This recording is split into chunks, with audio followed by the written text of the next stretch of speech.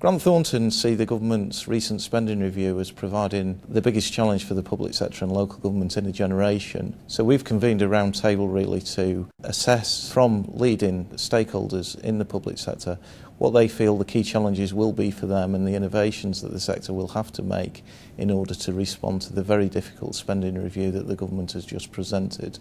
Good morning everyone and welcome to the offices of Grant Thornton here in Spinningfields in Manchester for what I'm sure will be a very interesting and stimulating debate on the impact of the comprehensive spending review on the Greater Manchester economy, the delivery of services and how the future partnerships between private and public sector will unfold. I'm Kevin Feddy, the business editor of the Manchester Evening News, and delighted to chair this morning's discussion.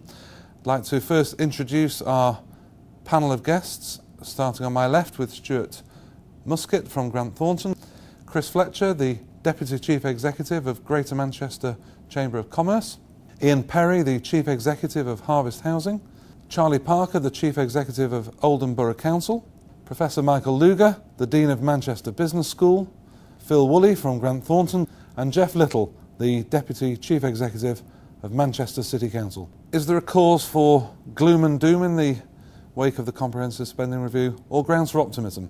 Let's see what our speakers think. We heard from a number of people today. Charlie Parker, the Chief Executive of Oldham, had a very interesting perspective to offer in terms of the fundamental reappraisal that lots of authorities will have to undertake around the services that it provides. And where I think Greater Manchester is better is about innovating out of those sorts of situations. As a public sector, have a responsibility for responding to the challenges to make it work and customise it for Greater Manchester, and that's one of the strengths I think that's been here for 25 years. I think Jeff Little from Manchester offered an interesting perspective in terms of the importance of local authorities continuing to be outward looking and creating the right economic conditions to support economic regeneration and growth driven by the private sector. So very much a public sector role in terms of creating the correct conditions for investment by the private sector. So that whole process of supporting growth in the private sector through AGMA and now with the benefits of the LEP and the combined authority, the very strong position. The second part I think is fundamentally connecting that growth to our residents. That's a task that we've been developing again over 10 years or more. It won't be finished in the next 2 years. Michael Luger, the Dean of Manchester Business School, highlighted the support that the university can provide in supporting the SME sector and the importance of that SME sector in driving economic growth in the city region. He also pointed to the inherent resilience in the city region economy and a faith that through getting spending cuts out of the way over a relatively short period, the city region's economy will emerge a lot stronger at the end of that. In Greater Manchester, the SME sector, I think, is one of the greatest threats, under the greatest threat we have. Interest rates right now have been kept down. Even with low interest rates, the availability of credit for SMEs is pretty limited. So SMEs need help. There's a lot of hype about this situation. A lot of what's called bailouts, the other word for that is investments that pay off. Most of us are old enough to have lived through other ups and downs, and we are resilient as an economy, and we'll continue to be resilient. And this is a very special place. And being around this table and hearing local authorities and local businesses, their innovative and can-do spirit, the history of working together, I think bodes very, very positively. Ian Perry from Harvest Housing highlighted the importance of effective collaboration between different public sector agencies to deliver better outcomes for people, and also the importance of continuing to provide effective social infrastructure for the more vulnerable in society. I've been working in and around this sector for over 40 years now, and we've had all sorts of ups and downs, enormous changes from different governments, and we innovate, don't we? I suppose I am optimistic.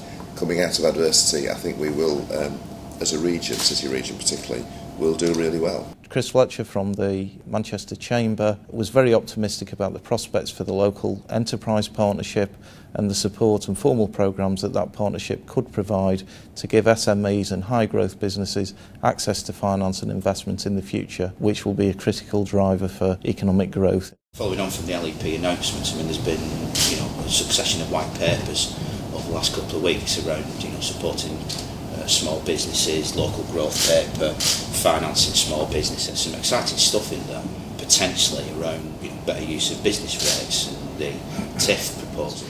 We've got a bit of a recovery coming forward, and it's just that timing issue that I think is going to be, either make this a very successful future, or we're just going to be stumbling along for the next few years. I'm always an optimist. I think that the opportunities are there for growth, but we really do just have to work together. I think the LEP, the combined authority proposals, allows that to happen in a better structure. I think the general direction forward is positive. To sum up the key points of today's discussion, which I'm sure you'll all agree has been lively and interesting and stimulating, there are reasons for believing there will be short-term pain and short-term gloom, but certainly over the long term, anything but doom. And as Greater Manchester has shown in the past, the region's resilience, collaborative nature and partnerships will come to the fore again to help this region through difficult times.